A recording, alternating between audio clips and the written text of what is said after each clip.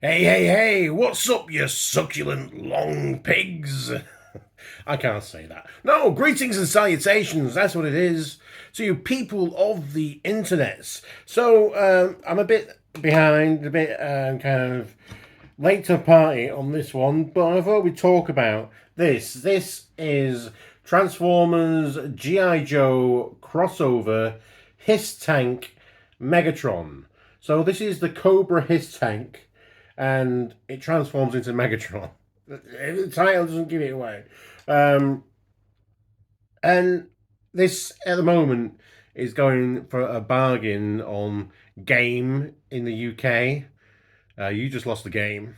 Game, the store, online availability of this guy, the His Tank Megatron. So it's a crossover between G.I. Joe and Transformers. And I know people don't particularly like the idea of crossovers, really, at the moment. Some people do, some people don't. It's a bit of a Marmite situation because a lot of them are quite weird. Some of them are good, some of them are very bad. We just covered the Jurassic Park ones, which were good, but not value for money. This guy, because he's come down very cheap, is value for money. And the idea of a Hasbro shared universe, again, is something that's very Marmite to people. However, for me, G.I. Joe / Action Force and Transformers have always been in the same world. They shared a toy box when I was a child. I played with my G.I. Joes or my Action Force and my Transformers at the same time. They have always been interconnected. So the idea of this is just really tickles my fancy. But it, yeah, obviously it's a bit weird. I didn't want to pay full price for this one. I have already pre-ordered for full price the Dreadnought Thunder Machine that turns into Soundwave because it's the Dreadnought freaking Thunder Machine, and I will buy that whatever format you show me to it. I will buy it. Come on, HasLab, Thunder Machine, Dreadnought Thunder Machine. That's what we want. So yeah, starting off, this His Tank is very cool. Um, it does they do come with Baroness on this retro style card back. I've not had the heart to open. I hate things like these retro card backs because I find it hard to open them because they look so cool. And it's like this is just a cool retro card back. They know what they're doing. And they're like, do I open this? Or do I just put a nail in the wall somewhere and just hang it up? So to demonstrate the Hiss Tank's capabilities, we do have a couple of guest stars in this video coming the way from Bionic 6. It is Chopper and Glove, a couple of Goonie villains. Chopper, voiced by Frank Welker, I believe, is a bit of a floppy piece of tat. So what we're going to do with him is let's just this is a working turret. We might recognize this gun. I'll move all this out of the way. Put this up the cockpit, and then we can sit Chopper in here. And that closes. So we've got space for a figure right in there. Now we do have at the back, there's a couple of peg holes. Unfortunately, Bionic 6 characters don't have peg holes. There's a couple of pegs, rather. Bionic 6 characters don't have peg holes in their feet, so we can't have him standing back here, just hitching a ride, as characters did in the 80s. They used to stand in the most perilous places on vehicles and just go, well, we're just going to hope for the best. We're just going to stand on here while it chugs along. Health and safety gone mad. But you can take a seat in the turret, or take a stand rather, in the turret platform, and this is cylindrical, so that moves around all the way 360. These guns here, they pivot up and down, and the fusion cannon twists around. It's got a big hole, so it should be, if you have any of these, it is blast effect ready. That's cool. That's cool. That's cool. Only just realised that now. So we'll take that off. We'll leave those on. And there are a couple of wheels here, little wheels, so it will tend to roll a little bit. And, you know, we can see a bit of Megatron here. He's got a trailer hook in there. So there's a trailer hook. And we can see obvious hollow arms there as well. But other than that, and at the rear, you know, on the bottom, we can see those legs. It's pretty well hidden that this is a Transformer, which is great. I think that's, yeah, I think the Hiss tank is pretty much perfect. And I never had one of these as a kid, but I believe this is to scale. This is actually the scale that they were. But he's not just a Hiss tank. It is a crossover. It is a Transformer. He does convert. There's a bit of parts forming involved right at the beginning here. And I think it's hilarious, especially when you're doing it the other way around. And that is, you remove this back panel. And there's Megatron. Just his head. So I think when you're doing it in reverse, when you transform him into the vehicle, you're like, shh, Megatron, shh. No, go to bed now, Megatron. Go to bed, beddy time. Just slot that into place, entomb him into the vehicle. I quite like that. I quite like that. And just all the riveting details and side panels and stickers and stuff like that. I know a lot of people have hated on this, and I can see why, but they're wrong. It's beautiful. It's absolutely beautiful. Transforming, this is where we always go wrong, isn't it? So we would just want to kind of start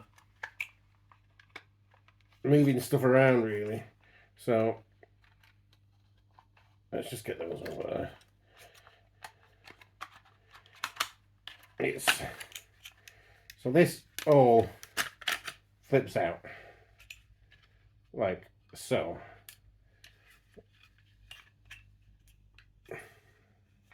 And these cockpit separates, and these kind of clip across here on these armatures, and even the armatures have got a lot of like sculpted in detail, which is crazy because they then get folded over again here, so you never really see, like, these bits here are never really kind of in use, but they've fought to actually put in sculpture detail onto them. It is madness. And then you want to take all this and flip it up to here, like so. So let's just quickly work the legs out. So the legs fold down, the feet pop out, and back heels come out here, like so.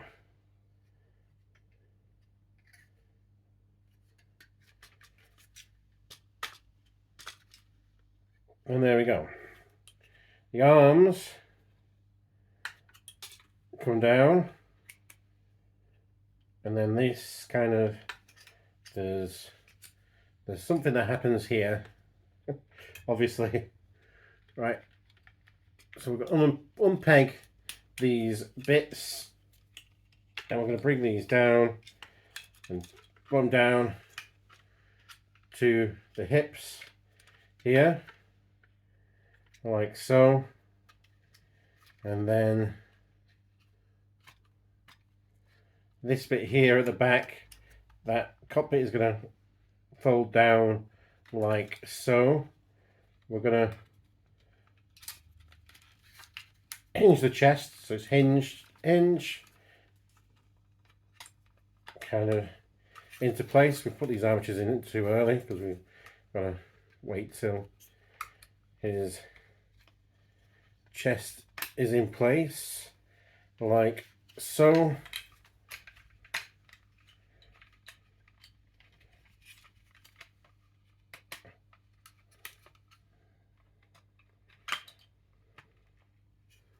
Like so, like so.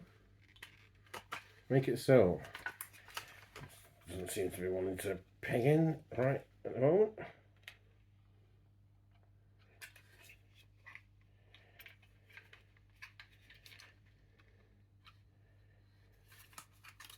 Let's see, that's in the right place. Yep.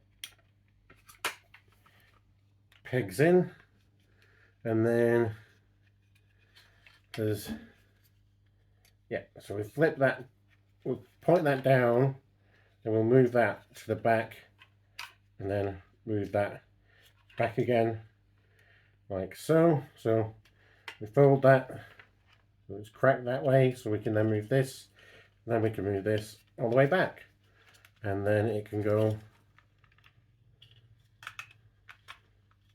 to the side of his arms there to make these badass shoulder pads.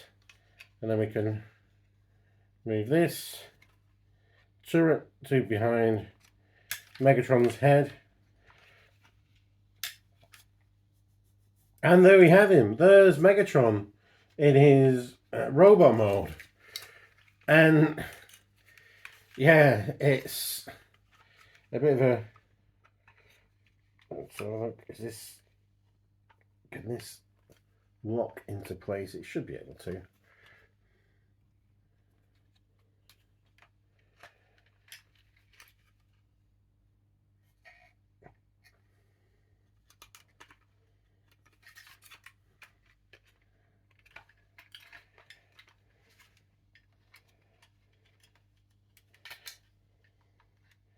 There's probably something that makes this be a bit firmer, because at the moment it's just a bit like that, but that's the way it is. And the legs,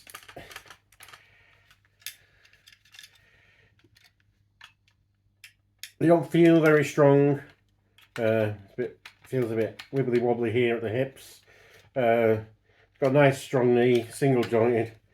There's no like ankle articulation. There's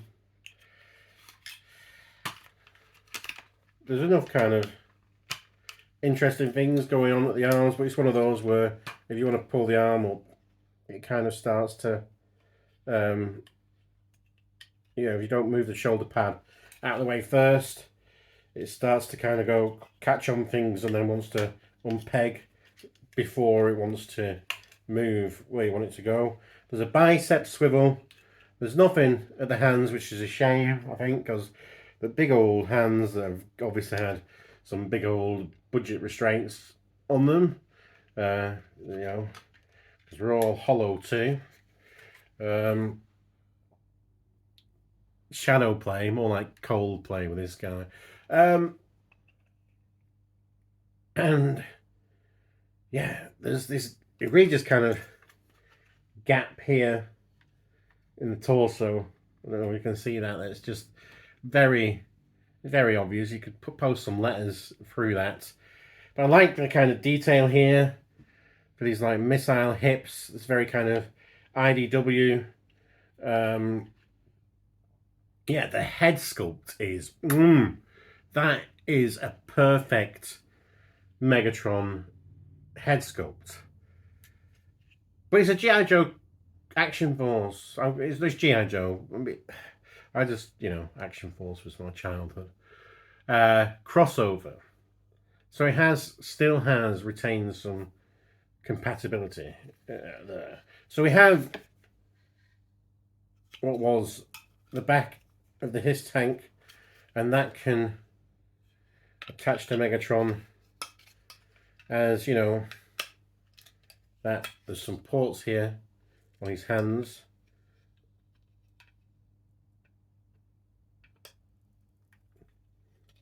Is Megatron's famous shield. We all, that bit where Megatron uses the shield is amazing. So, and then his fusion cannon, can he hold it in his hand? They look like 5mm bolts, but we'll just stick it to the back of his hand here. Shame it doesn't go further up onto the forearm, but yeah, there you go. He's got that going on for weapons. I believe you could probably take these off, and can you stick these into his hands? Yeah, so if you wanted a couple of smaller guns, you could hold those.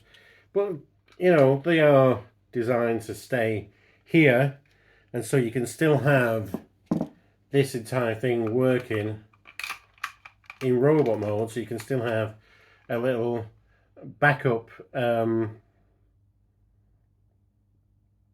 pilot who can fire the guns. And I think that's a target master, isn't it? That's a target master, but he doesn't have to turn into a gun. He just helps out at the back. Purely Megatron just needs a little bit of help. He always needs help someone firing him. That's even when he turns into a tank. And he's massive. He's absolutely massive. This is a big, proper, like, the same size as his MP version, but this is no way an MP Transformer. This is a novelty crossover fun figure. So it wouldn't really, if you put this next to if you put this next to MP Transformers, it'll look a bit silly because it's not there. And I think that's what, because I've seen mostly a lot of hating on this, and it's mostly in Transformers groups. This is a G.I. Joe figure. That's where it might be a crossover. Well, this is a crossover that's meant to go with your 3 3/4 G.I. Joe figures. That's where it lives. Because it's in scale. It's in scale with all the other G.I. Joe vehicles. So when Megatron's transformed, this is, in this universe, this is the size of what Megatron would be to the human characters. And that's glorious. That's absolutely brilliant. The Hiss tank is a complete hit. Megatron has some moments of genius in this, and I quite like the gimmicks. I think one of the problems I have is that it's Megatron still wearing his Megatron colours, being a G.I. Joe vehicle, Cobra vehicle. Whereas, really, it should be the vehicle he transforms into should be representing the bulk of his body. But it's like, we're doing the crossover because we're not going full on making him a G.I. Joe vehicle, Megatron, that looks like he transforms into a G.I. Joe vehicle. We want Megatron to look like he's Megatron, but he's just wearing some Cobra vehicle parts, his tank parts, like at the back and stuff like that, and just on the shoulder pads. But the actual chest to legs and arms, that's Megatron. That's what Megatron looks like. But he's not turning into a gun. He's not turning into a Cybertronian, whatever he turns into as Mega Tank that they have him nowadays. He's turning into the Hiss tank, so really it should look like he should be fully dressed as in his tank parts, not look. Here's the cartoon Megatron inside. But I get why they've done it, because that's the part of the fun of the crossover. Whereas me, I'd more like a deep dive crossover to make more logical sense, as it were. But that's not what this line is about. This line is about delivering that, hey, here's a G.I. Joe vehicle that works in your 3 3/4 G.I. Joe line. It also transforms into Megatron, who will also work in your 3 3/4 G.I. Joe line. And I think it's successful at that. I don't have a 3 3/4 G.I. Joe collection. Got one now. I'll be getting Soundwave because he's the Thunder Machine. But yeah, I like it. I like it a lot. More than I thought I would. Well, that's been me. I hope you're well. And until next time, be excellent to each other. Party on, dudes. And because you deserve it, let's touch screens across the world, as it were. Bestow! Bestow!